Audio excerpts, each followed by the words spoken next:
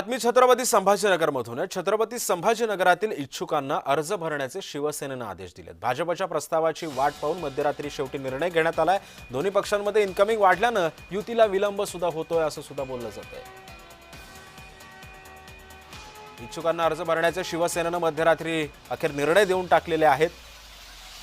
भाजपच्या प्रस्तावाची वाट पाहून अखेर शिवसेनेला हा निर्णय घ्यावा लागलाय। छत्रपती संभाजीनगरातील इच्छुकांना अर्ज भरण्याचे शिवसेनेने आता आदेश दिलेत। त्यामुळे भाजपला सुद्धा शिवसेनेने प्रस्ताव दिलेला होता, मात्र या प्रस्तावावरती अजून सुद्धा एकमत झालं नाही। भाजपकडून कुठल्याच प्रकारचा प्रतिसाद मिळाला नाही आणि अखेर शिवसेनेला हा निर्णय घ्यावा लागला। जे कोणी इच्छुक होते त्यांना अर्ज भरण्याचे आदेश जे आहेत ते मध्यरात्री शिवसेनेकडून देण्यात आलेले आहेत। भाजपच्या आता प्रस्तावाची वाट पाहून काहीच अर्थ नसल्यानं शेवटी शिवसेनेने हा निर्णय घेतलेला आहे। त्यामुळे काय घडतं छत्रपती संभाजीनगरात येत्या निवडणुकांच्या काळामध्ये हे सुद्धा पाहणं तितकंच महत्त्वाचं ठरणार आहे।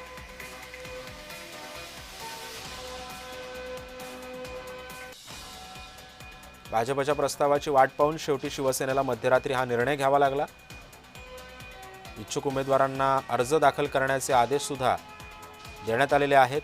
दोन्ही पक्षांमध्ये वाढत चाललेले इन्कमिंग, त्यामुळे या जागा वाटपाला आणि उमेदवारीला दिरंगाई होतीये। भाजपकडे या संदर्भातला प्रस्ताव सुद्धा शिवसेनेने पाठवलेला होता।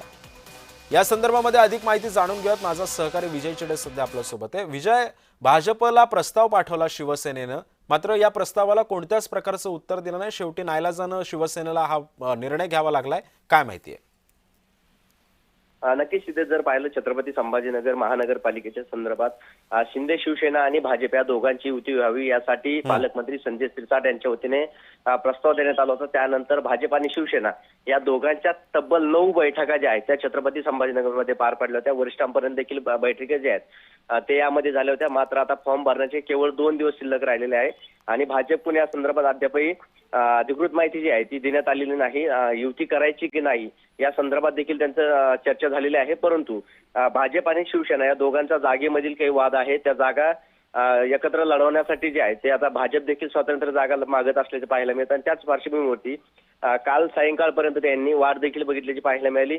त्यानंतर शिंदे शिवसेनेने आता थेट आपल्या पदाधिकाऱ्यांना तुम्ही फॉर्म भरून टाका असे दिलेलं आहे, कारण आपल्यासोबत कुठं दगाफटका होऊ नये किंवा ऐनवेळी जर शिंदे शिवसेना आणि भाजप स्वतंत्र लढायचं ठरलं तर उमेदवार शोधण्यासाठी अडचणी होऊ नये यासाठी आता त्यांच्याकडून फॉर्म भरले जाणार आहेत। अजून एक मुद्दा याच्यामध्ये ग्राह्य धरला जातोय आणि जो खरंच महत्त्वाचा मुद्दा आहे, फक्त छत्रपती संभाजीनगरचा नाही धरून चालणार, संपूर्ण महाराष्ट्राचं धरून चालेल। जे दोन्ही पक्षांमध्ये वाढत चाललेलं जे इन्कमिंग आहे त्याचा कुठेतरी फायदा या जागा वाटप किंवा उमेदवारीला कळीचा मुद्दा ठरतोय, उशीर होतोय एकंदरीत, त्याच्याबद्दल काय माहिती आहे? कोणत्या जागांवरती घोडा आडलाय? नक्कीच जर पाहिलं तर छत्रपती संभाजीनगर मधील 3 वार्डमध्ये जे आहे ते जवळपास 5 ते 7 जागेवरती संपूर्ण आडल्याचं पाहायला मिळत। अनेक ठिकाणी भाजपची चर्चा देखील सुरू आहे। काही ठिकाणी भाजप अग्रेसर आहे की जो वार्ड आहे त्यामध्ये भाजपचे उमेदवार देण्यासाठी, तर त्या ठिकाणी शिवसेनेचे देखील पदाधिकारी अग्रेसर असल्याचे पाहायला मिळतात, कारण काही मोठ्या नेत्यांचे कुटुंबातील नातेवाईक जे आहेत ते त्या वार्डमध्ये उमेदवारी मागण्यासाठी इच्छुक आहे। त्यामुळे आता भाजप आणि शिवसेना या दोन्हीचे नातेवाईक त्याच वार्डमध्ये आहे, त्यामुळे हे संपूर्ण पेज जे आहे ते कायम राहत असल्याचं पाहायला मिळतं। त्यामुळे त्या ठिकाणी युतीपूर्ण लढत होऊ शकते असं देखील सांगितलं, तर काही ठिकाणी स्वतंत्र लढत होऊ शकते अशी प्रतिक्रिया जी आहे ती भाजपाचे मंत्री अतुल सावे यांनी दिल्याची पाहायला मिळाली होती आणि शिंदे शिवसेनेकडून देखील तेच सांगण्यात येत आहे। त्यामुळे आता युती होणार का याकडे सध्या सर्वांचं लक्ष आहे। सध्या जर पाहिलं तर भाजप जे आहे ते 33 जागा ज्या आहेत ते छत्रपती संभाजीनगरमध्ये शिंदे सेनेला देण्यासाठी तयार आहेत, मात्र शिंदे शिवसेनेकडून 41 जागेची मागणी संभाजीनगरमध्ये करण्यात आलेली आहे। आणि आता आजचे दिवस आता भाजप आणि शिवसेनेची युती होणार का की दोन्ही पक्ष आता स्वतंत्र मैदानात उतरणार याकडे सध्या सर्वांचं लक्ष असणार आहे। नक्कीच, धन्यवाद विजय, तू दिलेल्या अधिक माहितीबद्दल।